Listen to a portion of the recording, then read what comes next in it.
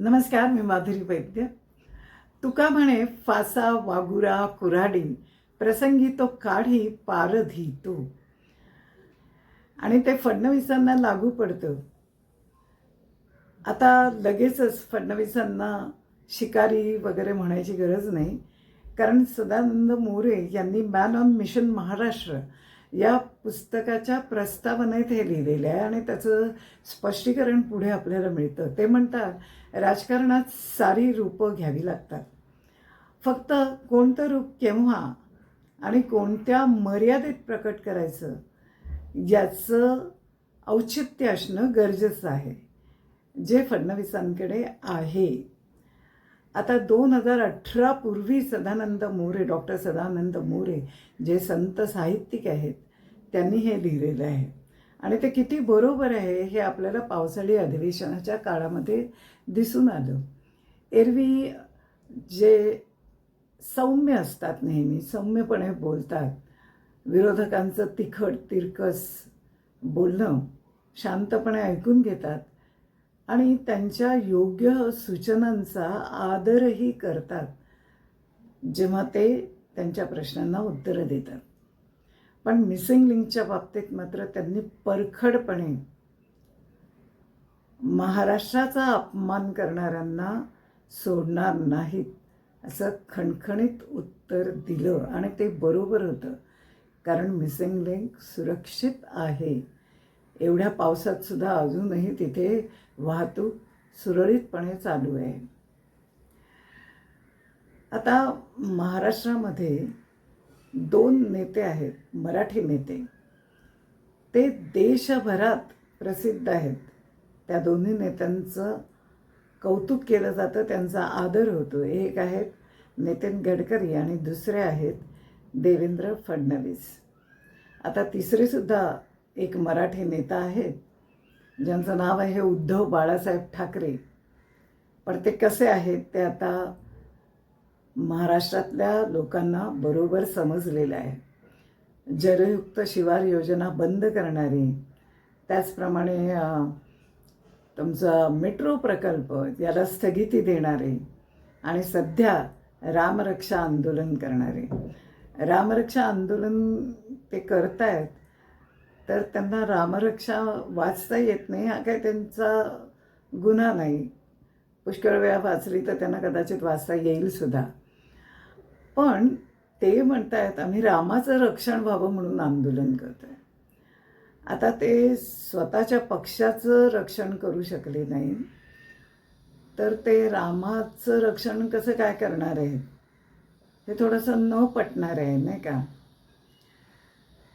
असं 2014 साली जेव्हा फडणवीसांनी पहिल्यांदा मुख्यमंत्री पदाचा स्वीकार केला, तेव्हा त्यांनी स्वप्न पाहिलं असणार सर्वांगीण महाराष्ट्राच्या प्रगतीचं, आणि ते पूर्ण करण्यासाठी त्यांनी अतिशय ताकदीने प्रयत्न सुरू केले होते.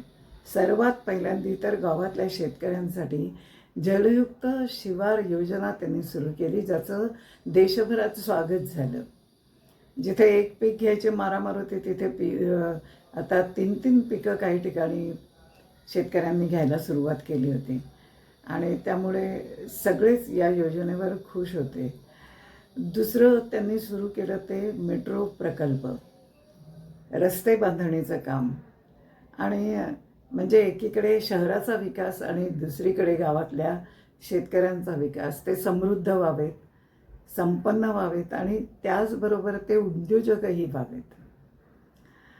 मध्यंतरीच्या काळात सरकार बदललं, त्यानंतर पुन्हा फडणवीस जेव्हा आले मुख्यमंत्री म्हणून, तेव्हा आपल्याला एक गोष्ट दिसून आली की ते कोणतंही काम सातत्याने करतात आणि नवीन योजना भविष्य काळाचा वेध घेऊन ते आखत असतात आणि त्याचं प्रत्यंतर आपल्याला आलं. कारण सौर ऊर्जेचा वापर मोठ्या प्रमाणात शेतकऱ्यांनी करावा यासाठी त्यांनी सौर ऊर्जा पंप सुरू केले द्यायला शेतकऱ्यांना, आणि एका महिन्यात 30,000हून जास्त चालू स्थितीतले पंप शेतकऱ्यांना दिले गेले, ज्याची गिनीज बुक ऑफ वर्ल्ड रेकॉर्डमध्ये नोंद झाली.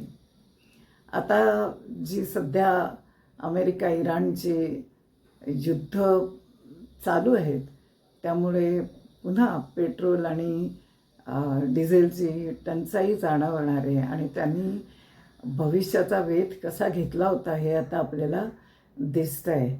जलसंधारण 2024चा सुद्धा जल पुरस्कार जो भारत सरकार देतं तो पहिला पुरस्कार महाराष्ट्र राज्याला मिळालेला आहे.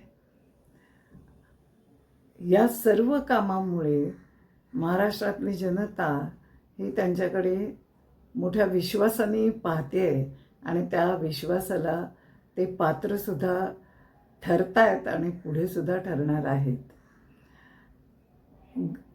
लहान मोठे किंवा सगळ्याच क्षेत्रातले लोक एका चिमुरड्याने तर त्यांच्या वाढदिवसाच्या दिवशी एक कविता केली होती आणि त्या कवितेत फडणवीस हे छत्रपती शिवाजी महाराजांचे सच्चे मावळे आहेत अशा अर्थाच्या ओळी त्या कवितेमध्ये होते.